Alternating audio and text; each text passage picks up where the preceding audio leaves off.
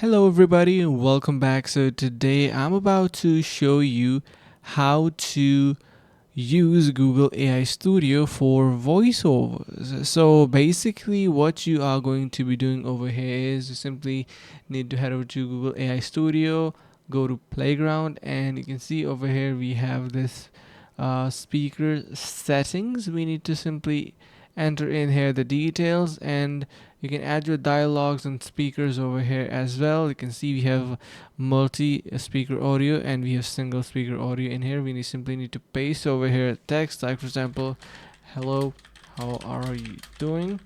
And once we add that, we can simply run using this option. So let's just see how it is going to be generating.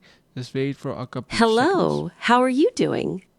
And you can see it is actually really good. You can also change the model. Currently it is Gemini 2.5 Flash, and you can see all of these models are available.